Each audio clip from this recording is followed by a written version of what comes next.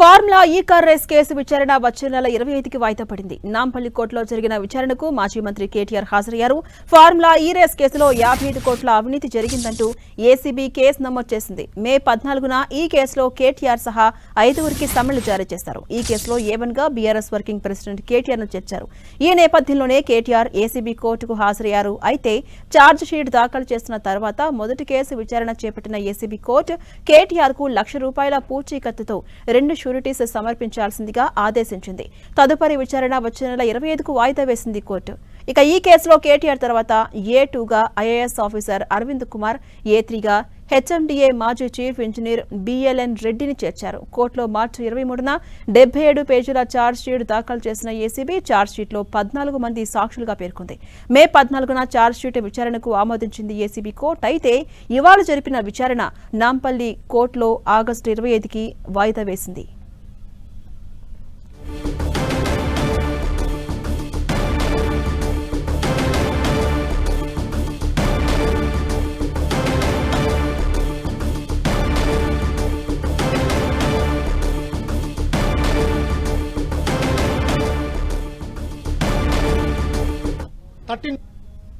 Section 13(1), 13(2) అనేది prevention of corruption act కు సంబంధించి ఛార్జ్ షీట్ లో నమోదు చేయడం జరిగింది. ఎక్కడ కూడా సెక్షన్ 13(1) అండ్ 13(2) ఎక్కడ కూడా అప్లికేబుల్ అవుతున్నట్టు ఎవిడెన్స్ కావచ్చు, డాక్యుమెంట్స్ కావచ్చు, ఇయర్స్ ఎవిడెన్స్ కావచ్చు, ఈవెన్ ఐ విట్నెస్ ఎవిడెన్స్ కావచ్చు, ఎక్కడ కూడా డాక్యుమెంట్స్ లో ఎవిడెన్స్ అనేది ప్రాపర్ గా కేటీఆర్ గారికి లేదు. దీన్ని సీరియస్ గా మేము లీగల్ టీం అదే సీనియర్ అడ్వకేట్స్ దీన్ని డిఫెండ్ చేయబోతున్నాం.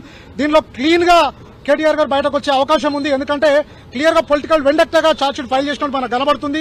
క్లియర్ చాలా సందర్భాల్లో హైకోర్టు కూడా చెప్పడం జరిగింది. తర్వాత ఛార్జ్ షీట్ తర్వాత డాక్యుమెంట్స్ ఇవ్వాలి. ఈ ఛార్జ్ షీట్ అని చదివిన తర్వాత ఇక్కడ ఉన్నటువంటి న్యాయమూర్తి ఛార్జెస్ ఫ్రేమ్ చేస్తాడు.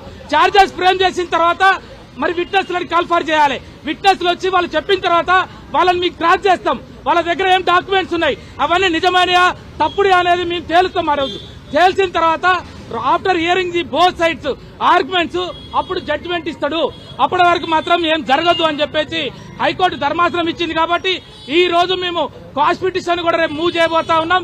ఎప్పుడైతే ఇక్కడ ఛార్జెస్ ఫ్రేమ్ అవుతాయో ఆ ఛార్జెస్ ని మేము బేస్ చేసి హైకోర్టులో ఆర్గ్యుమెంట్ చెప్తే క్వాష్ పిటిషన్ కనుక ఎలా అయింది అనుకోండి, మొత్తం ఏసీబీ కేసు కూడా డమాల్ అంటది.